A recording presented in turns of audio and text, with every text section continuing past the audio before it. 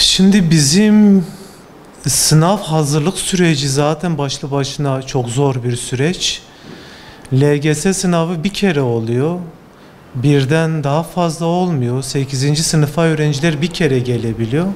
Bundan kaynaklı sınav hazırlık süreci stresli ve zorlu bir süreç. Gerek çocukların biyolojik gelişimleri, gerekse sınavın zorluğundan kaynaklı çok zorlu bir süreç hem veliyi hem öğrencileri hem biz öğretmenleri bekliyor. Zorlu bir süreç olmasının nedeni özellikle yeni nesil soru tarzlarının deneme sınavda ve gerçek sınavda öğrencilerin yeni nesil sorulara maruz kalması. Bir diğer en büyük problemlerden bir tanesi de biliyorsunuz öğrenciler ergenlik çağına giriyor. Bu vücuttaki hormonal değişimlerden kaynaklı derse adaptasyonları, uzun süreli ders çalışmaları çok ciddi şekilde sarsılabiliyor. Bunun yanında da telefon, tablet, oyun, bilgisayar gibi problemlerden kaynaklı çocuklar masada ders çalışmak onlara sıkıcı geliyor. Oyun oynamak daha zevkli. Bundan dolayı bir an önce velilerin ve öğrencilerin LGS'nin önemi ve kritiği hakkında bilgi sahibi olmaları gerektiğini düşünüyorum. Bu konuda velilerimiz bilgilendirilmeli. Şimdi LGS sonuçlarımız açıklandı. Biz LGS tercihlerini yaparken bir kere sınav sistemimiz çok karmaşık. Yani yerleştirme sistemimiz çok karmaşık. Öğrenci ilkin yerel tercihleri yapıyor. Yerel tercihlerden sonra merkezi puanlı yerleştirmeyi yapıyor. Sonra pansiyonlu okulları tercih ediyor. Toplamda 20 tane tercih hakkımız oluyor. Ama yerleştirme yaparken Milli Eğitim Bakanlığı öğrencileri yerleştirirken çocukları ilkin merkezi puanına göre yerleştiriyor. Merkezi puan bittikten merkezi puanına göre öğrenci yerleşti, yerleşmedi. Yerleşmediyse bu kez yerel tercihe bakıyor. Yerel tercih de diploma notuna göre ve ikametgah adresine göre öğrencilerimizi alıyor. Şimdi hocam tabii bunun ikinci bir şansı var. Puanı yüksek olmasından kaynaklı ama buradaki dezavantaj büyük ihtimalle tercih verirken bir problem yaşamıştır o öğrenci. Puanı yüksek, genel yüzdelik dilimi yüksek ama bu öğrenci iyi ve nitelikli diye tanımlandırdığımız bir okula yerleşememiş. Burada bir tercih hatası olabilir. Bu tercih hatası telafi edilebilir mi? Eğer boş kontenjan kalınırsa telafi edilebilir. Belki puanı yüksek diye tanımladığınız bazı öğrencilerin puanı yüksek olmasına rağmen onlardan daha düşük puana sahip olan çocuklar yerleşmiş olabilir ama puanı yüksek olanlar yerleşmemiş olabilir. Büyük ihtimalle bu tercih hatasından kaynaklıdır. Telafisi nasıl olabilir bunun? İkinci nakil süreçlerimiz başladı. 8 Ağustos'a kadar 6 Ağustos'a kadar devam edecek. 8 Ağustos'ta birinci nakil sonuçlarımız sonuçlanacak. Bundan sonraki süreçte gene 8 ile 12 Ağustos arasında boş kontenjanlar ilan edilecek. Bir daha 8 ile 12 Ağustos arasında ikinci nakil dönemi devam edecek. İkinci nakil dönemi bittikten sonra 15 ile 21 Ağustos arasında öğrenciler ilçe milli eğitimde öğrenci yerleştirme komisyonu tarafından hiçbir okula yerleşmemiş olan çocuklar artık ilçe milli eğitim komisyonu inisiyatifine bağlı bir şekilde okullara yerleştirilecekler. Ama buradaki dezavantajlar puanı yüksek olmasına rağmen iyi okullara yerleşmemiş olabilir çocuklar. Şöyle bir durum da var hocam. Şimdi veliler nakil edeceği okulun sitesine baktığında boş kontenjan 0 olarak görünüyor. Ama veli o yanılmasın. Okulun kontenjanı dolmuş olabilir.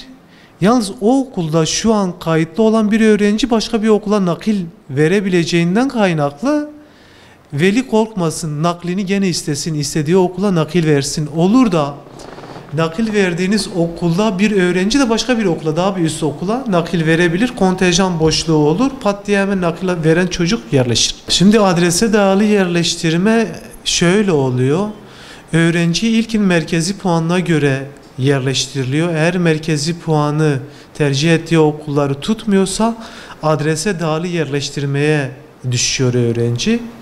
Bir, ikametgah adresine göre kayıt alandaki okullar, bir de komşu kayıt alandaki okullarımız açılıyor.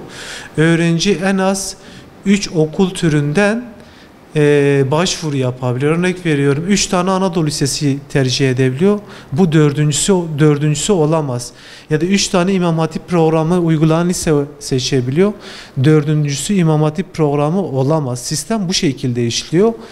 Adrese dayalı yerleştirmeler diploma notuna göre alıyor öğrenciyi. Şu an Mardin'de adrese dayalı diploma notuyla alan en iyi okul Mehmet Akif Nuhoğlu okulumuz.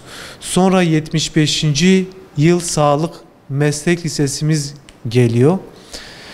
Sonra şu an MEFYA Mehmet Edip Fatma Yüksel okulumuz geliyor. Okullar bu şekilde Mardin'de. Bir takım İmam Hatip programı uygulayan okullarımız da var. Meslek lisesi uygulayan programlarımız da var. Bunlar adrese dayalı bir şekilde çocuklarımız yerleşebiliyorlar bu okullara. Öğrencilerimiz üniversiteyi düşünüyorlarsa eğer, bu öğrencinin ileride kendisini nerede görmek istediğiyle ilgili. Tabii bu inisiyatif biraz çocuklara da bırakılmamalı. Yani veli de bu işin içine girmeli. Eğer öğrenci lise hayatından sonra üniversitede mühendislik, mimarlık, tıp fakültesi, diş hekimi, eczacılık gibi programları istiyorsa, hukuk olabilir, psikoloji olabilir gibi programları istiyorsa bir Anadolu Lisesi'nden devam etmeleri daha doğru olabileceğini düşünüyorum. Çünkü kendim de YKS gruplarıyla, yani bu üniversite hazırlık gruplarıyla yıllarca çalıştım. Rehberliklerini yaptım. Öğrenciler İmam Hatip programına girdiğinde fıkıh, kelam, siyer gibi dersleri de alıyor. Bu dersler açıkçası ağır dersler. Bu dersler öğrencinin üniversite sınavına çalışırken biraz bu derslere de zaman ayıracağından dolayı fizik, kimya, biyoloji, matematiğe çok fazla zaman ayıramıyor. Ve matematiğe karşı olan ilgisi de biraz azalabiliyor. Dediğim gibi buradaki kriterimiz öğrenci kendisini üniversitede nerede göreceğiyle ilgili. Eğer mühendislik, mimarlık, tıp gibi bölümlere girdiyse Anadolu Lise programları uygulanabilir. Tabii meslekli İmam Hatip programlarında da bugün ülkemizde çok iyi yerlere gelen öğrencilerimiz var. Çok iyi doktorlar, mühendisler, hemşireler, psikologlar mevcut. Öğrencinin biraz daha bireysel çabası ve değer yargılarıyla büyümesini de sağlıyor. Böyle bir güzel tarafı da var. Şu an ortaokullarda bu yıl 719 tane Türkiye birincisi çıktı Türkiye genelinde. Bunun 63'ü İmam Hatip programı uygulayan ortaokullardan çıktı. Bu da İmam Hatip programının Türkiye'de ne kadar ön plana çıktığını ve tercih edildiğini gösteren bir rapor olarak sunabiliriz bunu. Yani bu tabii ki de bir öğrenci yıllarca özellikle LGS'nin önemi ve kritiğinin farkında olan bir öğrenciyi düşünün, veliyi düşünün. Bir yıl boyunca eve misafir almıyor, şehir değiştirmiyor. Yazın çocuğunu yaz kurslarına gönderiyor. Çok yoğun bir tempoyla öğrenciler hazırlanıyor, veliler hazırlanıyor. Her öğrenci, her veli nitelikli ve puanlı bir liseye öğrencisini yerleştirmek ister.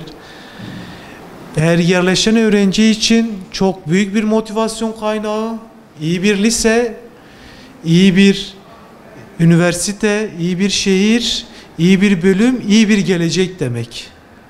Bu bilinçte olan öğrenci ve veli için sonuçlar eğer iyi olursa çok büyük bir motivasyon kaynağı.